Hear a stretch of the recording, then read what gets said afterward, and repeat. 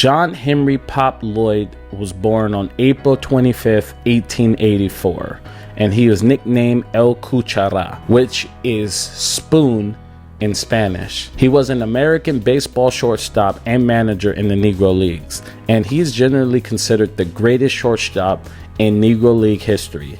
And Babe Ruth reportedly believed Mr. Lloyd to be the greatest baseball player ever.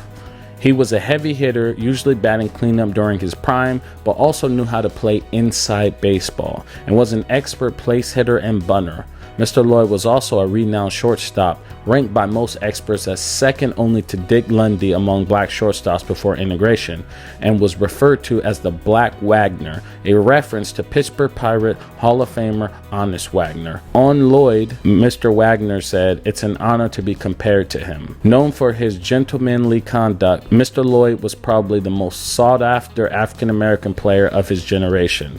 "Wherever the money was, that's where I was," he once said. His career record bears this out, showing him constantly moving from team to team. Now that was a quick summary. Now we're going to get more into it. Mr. Lloyd began his professional baseball career in 1905, playing catcher for the Acmes of Macon, Georgia. He played second base with the Cuban ex-Giants of Philadelphia in 1906. He acquired the nickname El Cuchara, which translates to the shovel or the tablespoon, a reference to his ability to field batted balls. The following season, Sol White signed him for the ex-Giants archrivals, the Philadelphia Giants, and moved him to shortstop, where he would remain through the bulk of his career. Sports writers Harry Daniels and Jimmy Smith both named Mr. Lloyd to their 1909 All-American team, saying he is a wonder at fielding and hitting and also a fair base runner.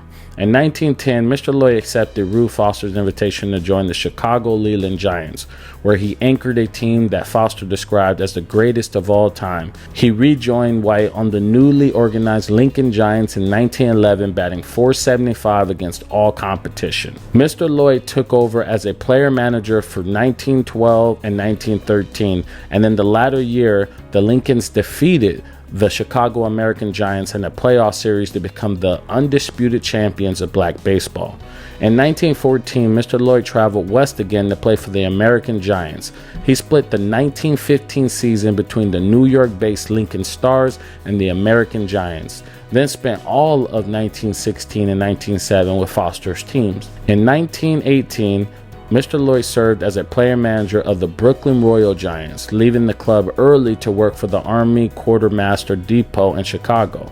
1919 saw him join the Bacharach Giants of Atlantic City, then 1920 found him back with the Royal Giants. In 1921, he was hired to organize a new team in Foster's Young Negro National League. Mr. Lloyd's Columbus Buckeyes were not a notable success. However, on the field or in the box office, finishing 7th in a field of 8, and folded upon season's end. The following year, Mr. Lloyd was back in the East managing the Bacharach Giants, who had moved to New York City. When the Eastern Colored League was formed in 1923, Ed Bolden hired Mr. Lloyd to manage the Hilldale Club. Mr. Lloyd brought home the first ECL pennant by a wide margin, guiding Hilldale to a 32-17 league record. He did not get along with Bolden and was suspended in early September and fired at the end of the season. In 1924, Mr. Lloyd returned to the Bacharachs, now based again in Atlantic City. With the brilliant young shortstop Dick Lundy on the roster, the 40-year-old Lloyd moved himself to second base. He hit .444 to win the 1924 ECL batting title, at one point reeling off 11 straight base hits. The Bacharachs, however, were merely average under Mr. Lloyd during his 2 years there, finishing 4th both seasons with records of 30 and 29 and 26 and 27. Mr. Lloyd had played extensively in Cuba, beginning with a 1907 visit to Havana by the Philadelphia Giants. Altogether, he spent 12 seasons in the Cuban League from 1908 to 1909 to 1930, batting .329 for his career and playing on 3 championship teams, Habana in 1912 and Almendares in 1924 to 1925 and 1925 and 1926. In Cuba, he was always called La Cuchara, the spoon, either due to his practice of scooping up ground balls or because of his prominent chin.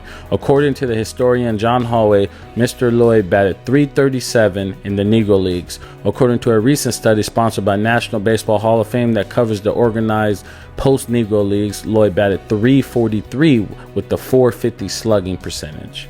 After his professional playing days, Mr. Lloyd lived in Atlantic City, New Jersey. He was a player coach for the semi-professional Atlantic City Johnson Stars until 1942. The team was named after political Nucky Johnson and was later known as the Farley Stars after powerful state senator Frank S. Farley. Mr. Lloyd could not run well by that time and he shifted to playing first base, but a former teammate said that he was still able to hit line drives. Mr. Lloyd was a janitor for the Atlantic City school system, including Atlantic City High School.